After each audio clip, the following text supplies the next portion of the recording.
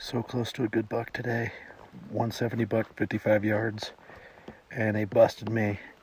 I went down a ditch and came back out, and I've been kind of suffering from elevation sickness since. So I'm glassing this hillside to try and make a game plan for the morning. I ate a bunch, drank a bunch of fluid, and Clint and Devin are working their way up on the other side to see if it's worth going over there in the morning. But high elevation's the real deal. Hardest thing I've ever done.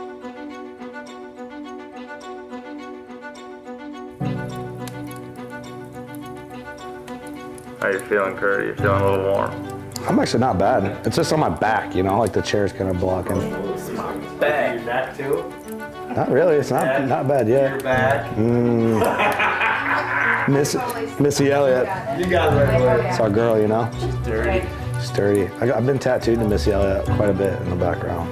It's the vibe.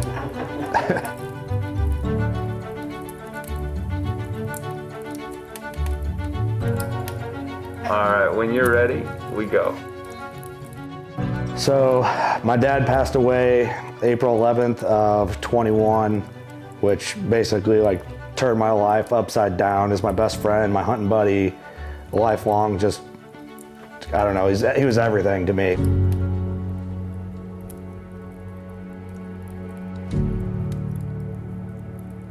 Everything I did, my dad was there for me. So when my dad passed, kind of unexpectedly, very unexpectedly, it kind of just sent me through a whirlwind of emotion. Everything to me from there on out was new. And our thing was hunting together. We talked about hunting every morning. When I drove to work, I called my dad. It was our thing.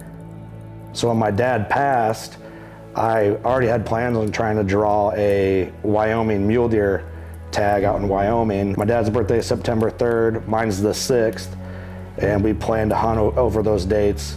And this was the first big deer hunt since my dad passed. So it's kind of a lot of pressure going into this because I wanted to, one, get my first mule deer with a bow, but also, in memory of my dad, be successful. And I didn't know really how things were going to pan out for me hunting without my dad and not being able to call my dad or just check in with him at all. So we get out, and our plan was to do a backcountry, high country hunt and camp on the mountain.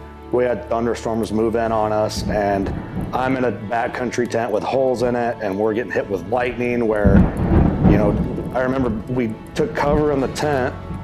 It was the first time I've ever been scared of, genuinely scared of a thunderstorm, thought we could get hit by lightning.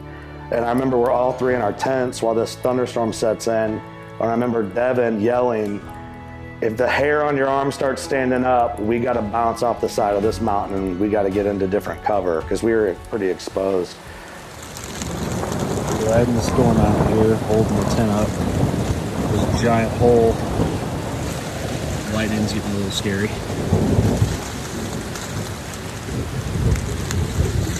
Not fun. At 10,000 feet, not fun. Wish us luck. So we planned on doing this backcountry hunt, camping out on the mountain. And there was a lot weighing on me, the emotion of hunting without my dad, my first real true backcountry hunt where we didn't leave the mountain. So not only did I have to worry about elevation and keeping up with my buddies who do this stuff all the time, it just, I don't know, I just don't think mentally I was in the right place. Okay, so I gotta be real. I'm at 10,400 foot now where our base camp is. And elevation is affecting me big time, more than anything else. It's your body wants to keep going, but there's no gas. So we're going to the top of this peak, and there's a saddle where I'm 99% sure we're gonna get a shot, or I'm gonna get a shot at multiple bucks probably, because we've been watching them do the same thing the last few nights. I'm getting ready to make the trek with Clint up this giant incline. Once I beat that, I think I'm good because I can side hill, but I've never been more nervous to do something probably in my life. So I'm going to now show you what this incline looks like, and it won't do it justice, but I'll show you. Okay, so that's the haul. We got to get up to the top where it plateaus.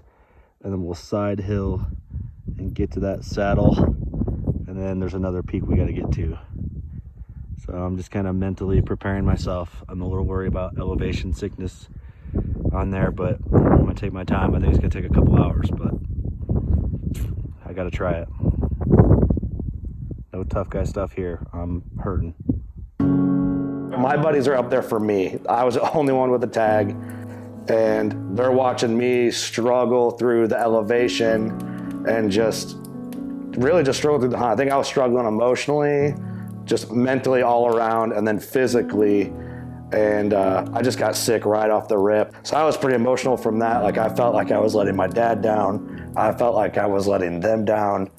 And really, I just felt weak. So on top of all that, dealing with the sickness, and really, it was like mental doubt. And then the storm on top of it, I was just completely in a new realm and a new adventure that I've never been in before. Update, I made it. Went at my own pace. Clint caught up to me, but I'm up here. Get on top, I make it up there, I'm like, all right, we're good. Like, I'm fine, I felt good. And I think a lot of it was like mentally I prepared myself, and I also wasn't chasing guys that spend all this time out west. So like, I found my pace, felt comfortable getting back in my groove.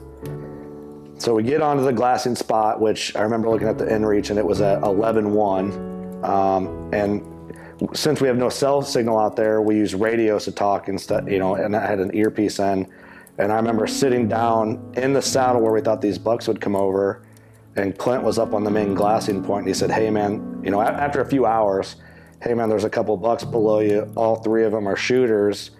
If you can get down to get a shot, make the shot. Well, had my first stalk on a buck down here. High 70s buck, hit 55 and the wind shifted, but I crawled down this ditch to sneak in, and now I gotta crawl back up it. And I don't know if you can see way up there, Clinton and Devin were up there watching. Brutal. So at this point, I took my boots off so I could make a spot and stalk if needed. And these bucks are pretty far down this other face. So I'm on top of the spine. These bucks are on the back side of it, down below me pretty far. So I get in like this rocky face, and I remember Clint going, dude, you gotta get in there, otherwise these bucks are gonna move out and you're done. And I trained for this hunt like I was training for a fight when it comes to like shooting my bow and just being ready to make a shot.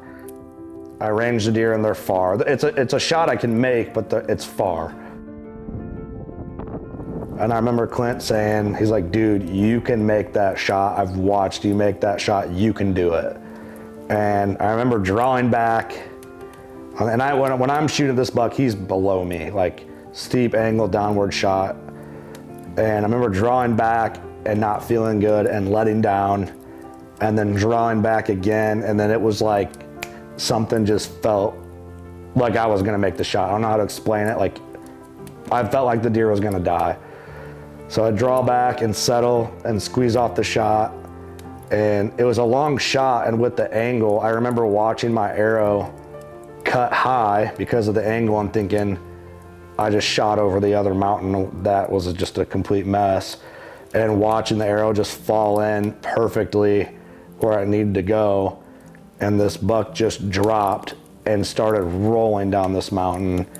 And I remember instantly it just knocked the wind out of me. Wyoming high country mule deer is the hardest thing I've ever done. And I'm not even gonna lie, the first morning I wanted to quit, because this is true high country, especially for a guy who lives at 600 feet. We were camping at 10.4, 10.5 and hiking up to 11. And I'm lucky that I have good friends like Clint Casper and Trey Heiner and Devin Leonard, and of course everybody else that supports me. These guys are out here in Wyoming with me, and I just thought it was game over, and like there's no chance it could even happen. And tomorrow's my dad's birthday, and I wrote his name on an arrow, and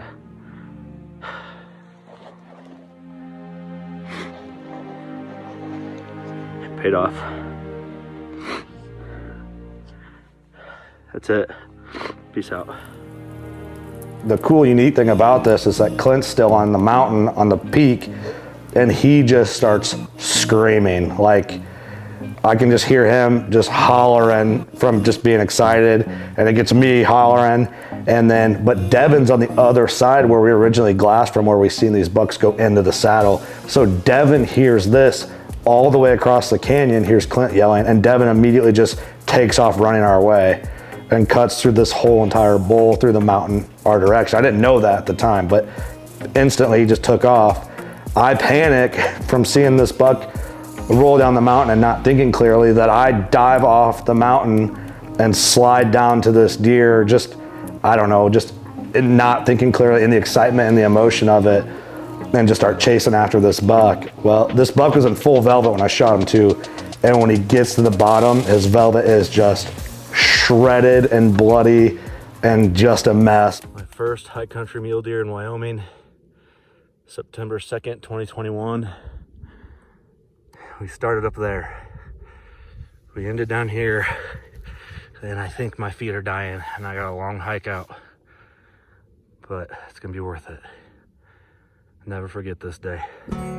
So I laid next to this buck and just really soaked in the moment, and talked to my dad. And it's like, just the circumstance, the shot, the way it panned out, me recovering, it's like, I have no doubt my dad had a hand in it.